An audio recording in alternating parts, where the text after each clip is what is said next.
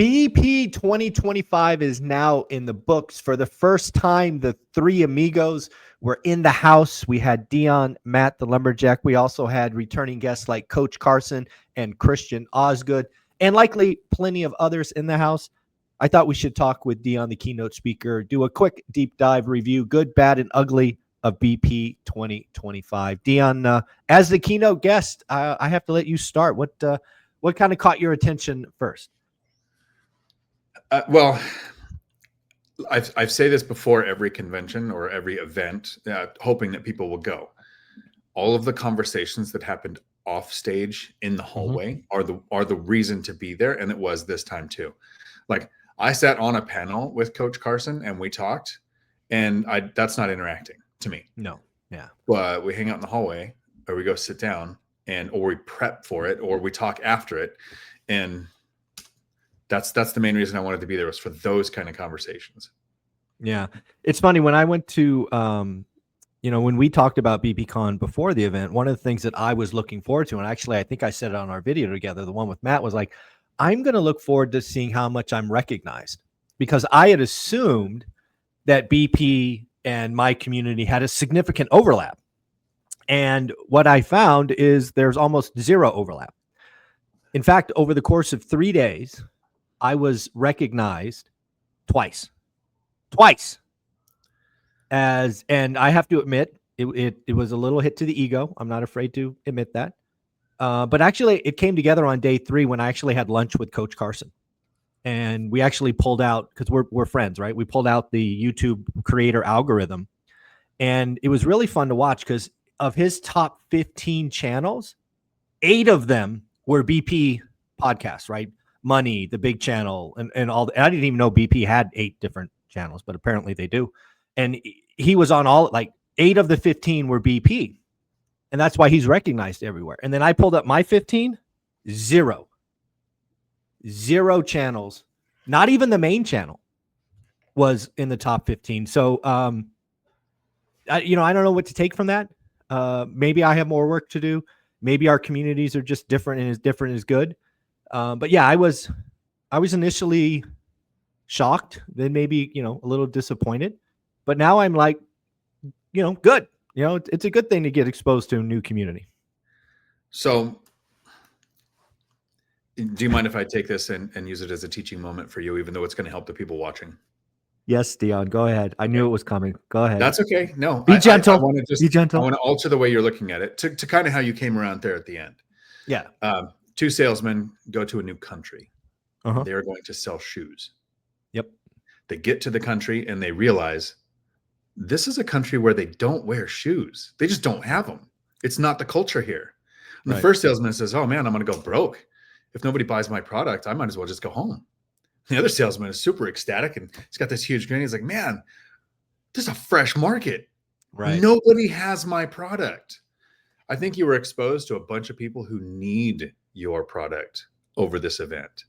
No, I agree with that. And you're absolutely right. I got there by the end of day 3, right? And I don't know if it's just who I am. Like I was taken aback at the end of day 1, right? I was in the hallway. I wasn't hiding. I wasn't in the green room, and nothing. Right. So that was a little hit to the ego. But yeah, when I got to the end of it, because I got a lot of feedback on my one session. So again, thank you for making that happen all these years. And you're absolutely right. I felt really good about my session. And obviously I couldn't be everywhere, so I take this with a grain of salt. But I felt my session was the only one that I saw that actually gave people homework and action items and steps to improve their life. All the other sessions, again, only the ones I saw, I can't speak to all of them, were very much almost like, hey, look at me. This is why I'm who I am. And I didn't get a lot of do this, don't do this. This, don't touch the hot stove.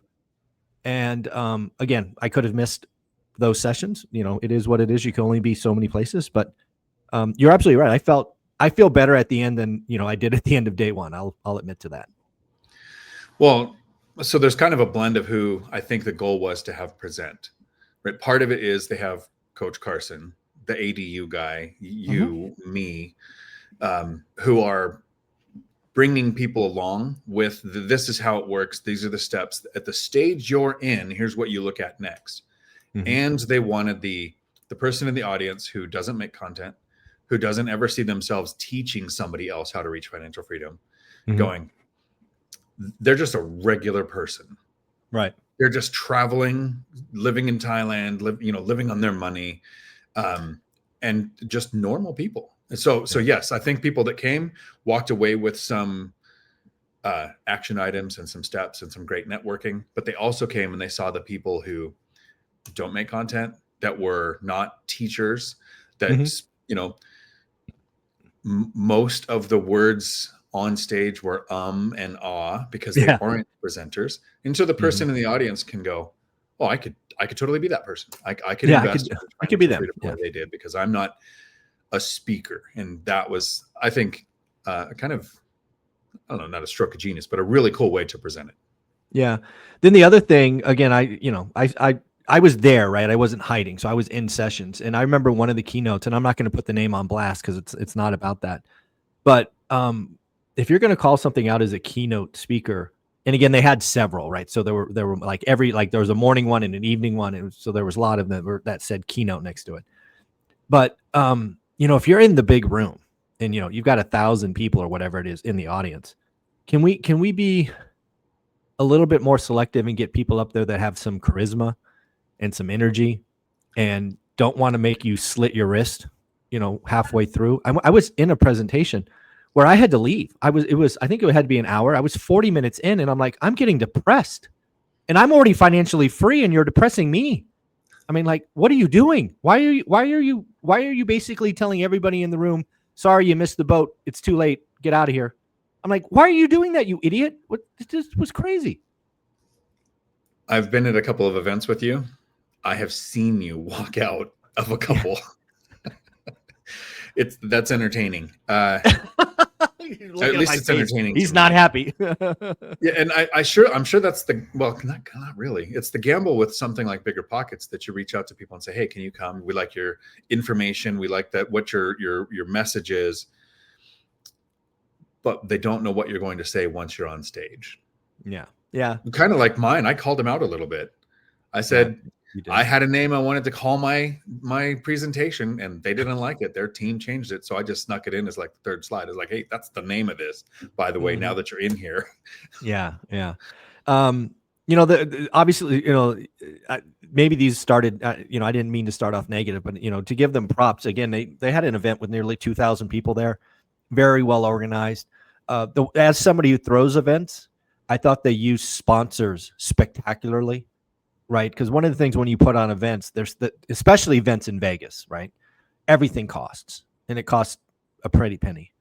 And Bigger Pockets event was dialed, right? The first day, like kind of half day, I'll call it, right? They had the keynote with the FBI negotiator, and then they had like the vendor session. And Steadily was the sponsor of that event, and they had these cocktail, I don't know, like people in dresses with champagne is like the skirt. It was kind of, it was very Vegas. And then all the lunches and food and everything was sponsored. So I thought they used sponsors very well, which obviously helps Bigger Pockets cover the event cost. I have no idea what that cost, but it had to be over 7 figures. I mean, it just had to be. All those rooms, all that tech, all that food, all of that. I mean, no idea, right? Just one guy's guess. But I thought they used sponsors really well. I thought the agenda flowed well. I liked how they leveraged the big room and then had breakouts. To your earlier point, I really liked how they had half-hour breaks between sessions. So you could have those hallway conversations. It also allowed speakers to go a little long if they had to. I've been at events, and frankly, I run an event where the breaks are like 5 to 10 minutes. So I thought they did a much better job than maybe what I do. So I think there was lots and lots to compliment them on, for sure. I really like the breaks too, because I was on a couple of panels, and then I had the ending keynote. And it's really nice at the end to be able to walk off the stage and go to the front for the people who I would never ask a question in a public format with 100 people waiting to ask or whatever, but we're just standing here now. At the end of one of mine, I actually just took the stage over again and did a live version of the binder strategy. Oh, that's awesome. There were people there that had never heard of it. So I'm on Bigger Pockets. I've been, their teaching assistant for their real estate rookie boot camps. And I've co-hosted the Money Show, and there were people there that had never heard of me. So it's not That's a awesome. Michael Zuber, Bigger Pockets overlap not happening. There were a lot of people there trying to start. And so I got to do that binder strategy on the stage. That wouldn't have been able to happen if they were like, okay, you got 5 minutes to get out of here. The next person's on this stage. Yeah. Yeah. You know what? I actually have to admit, I got a question. So I did my thing. And like you, I stood in front and took everyone and shook hands and took pictures and all that at the end. And I think I had like 12 or 13 people line up. And I think I got a version of the following question 3 times. And I've never had it before. So this again is an aha moment for me, a teaching moment for me that we, right, the 3 amigos need to lean into this. And basically the question was, Michael, I get it. I need new friends. But basically I'm an adult and I don't know how to, where do I find these people? How do I get new friends? I'm an introvert, making friends is, all versions of that.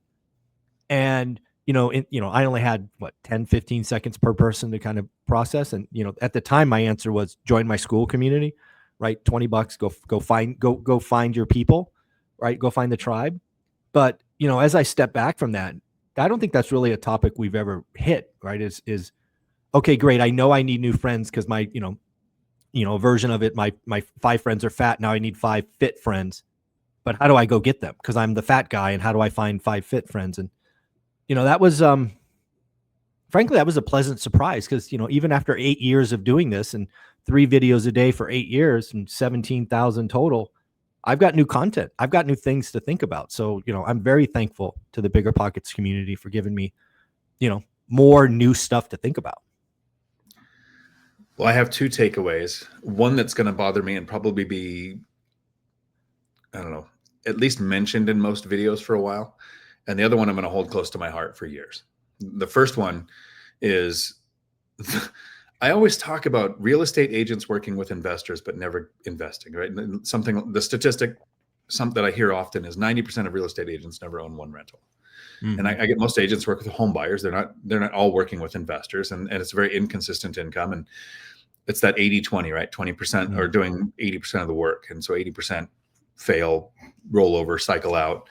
And so I get that. But there were lenders with 20 years of experience, brokers, saw that. all the people in the field who had 20 years of experience in the industry going, I have 20 years of excuses as to why I've never actually taken action. It's funny. I saw you starting to do that on day 1. And I'm like, oh, I know where he's going with this. He's going to be asking everybody. And you sure did. Repeat every single one. Yeah. I asked the same. And so I'll just kind of do it so everybody watching knows the exact question I would ask, because I'd start talking to somebody they're there to pitch a product. They're there to sponsor. They're there to, network and everything. And they want to find out who you are. If you have a big portfolio and their property management, or if you're in active buying mode and you're a possible place for them to put everyone's looking for a place to put money. They're trying to lend it out. That's what everyone's going to look back at 2025 and go, I can't believe I didn't buy then. It was so easy to borrow. There was lenders everywhere. They'll disappear if prices start softening. I just asked them, I said, can you solve a riddle for me? This is bothering me. You've worked in the industry for, however long they said, 5, 15 years or whatever. You work around people like me that are not smart, that are super lazy, that bought some rentals and never have to work again in their life. Why don't you own real estate assets? And just kind of stop talking, let the silence drive them crazy. And man, that's stupid that would pour out. Like, I wish they had like an hour to think of an answer and write it down and then read it to me. So I could have got something real. But in the moment, they weren't expecting it. Everyone comes there to be super nice. And I was calling them out going, I want to challenge you, because I'm going to find the person that I challenged that goes home and goes, F that Dion, I'm going to buy a rental. Like, that was the outcome we'll be hoping for. So that's the first thing I'll talk about in a few videos for months. And the second thing that I'm going to hold close to my heart is there was a gentleman who recognized you. And I wouldn't normally do this without Matt in the room, but Matt's flying home. And so he'll be on next week and he can come at me too. But the gentleman walks up and he goes, you're the one rental at a time guy, right? And I think the problem was that the hat, you had 2 different hats on for this event and they weren't their normal one. Yeah. Purple that stands out. So that might've been a part of it. I wasn't there. I was doing something, getting a badge or something. And he turned to Matt, whose badge says lumberjack landlord. And he goes, and you're Dion's friend, right? He did. I was there. It's what he said. So the joke amongst all of us when we met anybody else the rest of the day is Matt would go, hey, this is Matt. And I would go, hey, I'm Matt's friend. And we would introduce ourselves that way. And that's the running joke. But I don't know how Matt felt in the moment, but he's got a good sense of humor. And he laughed. He chuckled. He goes, yeah, I'm Dion's friend. It was really funny. Yeah. He goes, you're the one rental at a time guy. And you're not there, right? You're getting a badge with your lovely wife. And then looks at Matt and he goes, you're Dion's friend.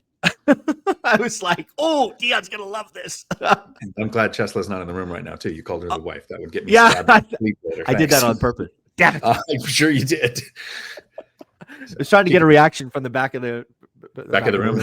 yeah. To see if I could get her to voice something. But anyways, I thought, and again, shout out to the Bigger Pockets team putting on an event with thousands of people.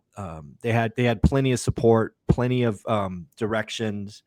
Clearly BP has been putting on events for a long time because they have it wired, they have the support, they have the systems.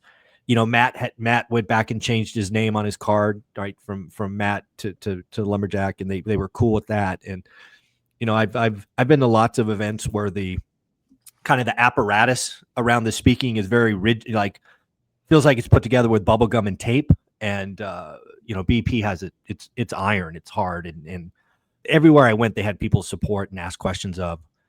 A very, very a great team. Near as I could tell, everybody was giving and helping and supportive and always asking what you needed. And I have nothing but positive things to say about the entire Bigger Pockets team. Yeah, the way I look at it is they broke the Home Depot paradox. I'm not sure if you're familiar with the Home Depot paradox, but before the app came out where you could walk in and just look up what you want, it tells you what aisle and what bay and all of that. A lot of us would be in a new town where we don't have the store memorized and you want to find somebody that works there to ask you where something is. Yeah. And you walk towards an employee and they are instantly busy. Grab a clipboard, stare away, run down the aisle because they don't know where everything was at either. Right. So if you're at a good Home Depot or a good Lowe's, they actually say, hello, can I help you find anything? And so that's the paradox. You go in there, you need the help to find the stuff because you just want to get your stuff and get out. Well, that's what the Bigger Pockets convention was like. All of the staff. I didn't run into any staff that like looked away or seemed busy. Yeah. They were great. Everybody. Yes. Can you help you with anything? Is there anything you're looking for? I mean, it was great. Yeah. And then the last thing, again, looking at the agenda, everybody, they had lots of tracks going on. So you had to pick what your thing is. I thought they did a great job of like having a money track, right? The BP money track, right? So it was they basically had themes wired through the 5 different tracks, or near as I could tell, there were 5 tracks. And again, having put on events, that's not as easy as it looks. Kind of coordinating that and making sure the themes are going. And also shout out to the BP team for, working with us presenters for months in advance, right? These events don't go on without, 90 days or 6 months of preparation. And, I think the whole team was really well done. And Scott Trench, if he ever sees this or someone can send him a note, thank you.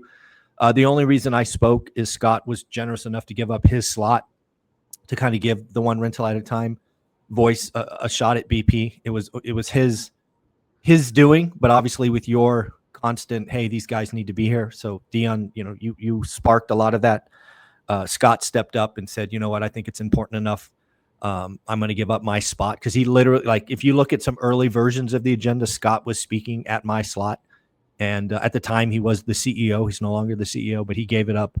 And, I just want to thank him for the opportunity. I will always remember speaking at my second BP event now, the one that just finished and the original one in Denver with Josh Dorkin. I'll never forget those 2 presentations. So Scott, thank you.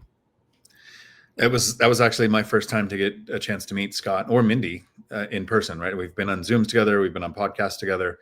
And I don't know if people realize this or not, but Scott Trench and Frank Contreras from Old Guy REI on Zoom look normal sized because, I'm about 3'8" when I stand next to them, but Scott is super tall, coach. And is he's super wide. tall. He's like a refrigerator. He's your health friend. You should figure out. He's what got he's some doing. shoulders, man. I got to figure out his lifting routine. He's got shoulders. Exactly. On It's weird. It doesn't translate on Zoom. He looks.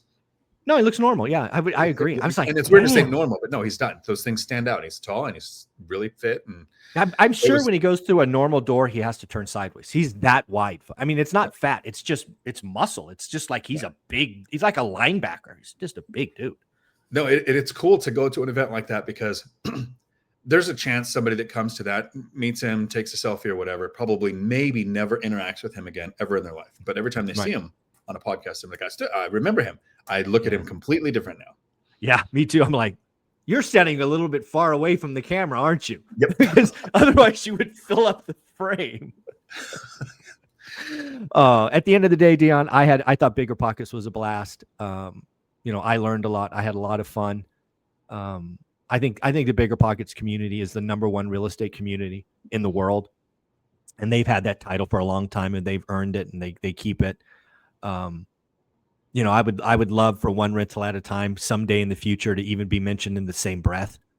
Given just the size, right? BP Con's made channel, I think it's over 1 million folks. And, I want to congratulate everybody at VP. Again, you are the #1 real estate community in the world. It's well-deserved, well-earned. And you put on a great event. Thank you for the opportunity. And if you don't know, folks, Orlando is 2026. I'm really glad Bigger Pockets cycled back to slow and steady. You don't need a 100-unit count. It doesn't have to be the next newest thing. It's just evergreen investing in any market. These are the things that work. And there's all the different strategies that you can use to get there still. There's several options, but I think more average people are interested in that. Dion, where can they find you? Right here on YouTube, Dion Talk Financial Freedom, and on Amazon, the book is Financial Freedom for the Lazy Person. And folks, if you don't know, over the weekend, we are going to be releasing right here on this podcast the actual practice round of Dion doing his presentation. So in fairness, it will not be the actual presentation that was at the event. There were some marketing changes that were made. So you're going to get the presentation that Dion intended to give. And you're going to see there's that the one that's on intended, Saturday. And then I think in a week or so, I have a recording. I'll see what the quality is. And I might be trying to release that so people could see what I actually wanted to do when I did it with you, and then what I turned it into because of what they changed, which is fine. That was their event. In fairness, having seen both, I thought they both were awesome, right? I do think the one that you gave at the event, and I think you had more time at the event than maybe you thought you did. So you weaved in more stories at the event. So, in fairness, I thought the one you delivered at BP might be, an A, and the one you gave practice might have been an A-. I mean, they were both, for me, they both passing grades, but I think the one you did at BP was maybe slightly better because you had more time and you weren't rushed, and your sense of humor was much more obvious because, again, you had a crowd that didn't really know your shtick. Well, you get to feed off of an audience the room that's responding. Because you get to tell, okay, you try your first joke that's a little racy, and you go, okay, well, they laughed. Oh, I can do use. Okay, we're good. Nice. Yeah, blue crayons taste the best, right? Blue crayons taste the best. Blue crayons, we got the electric blue shirt, so you can reference the color that I like, as a Marine. Yeah, which your wife, by the way, hates if she's in the room. She hates the shirt with font. And call her wife. She actually she leaned over and before you got on stage, I hate the shirt. All right, family, take care. Oh, go ahead. Chesla hated the shirt. When you see me release mine, let me know. Should I have burned that shirt or should I use it at the next event?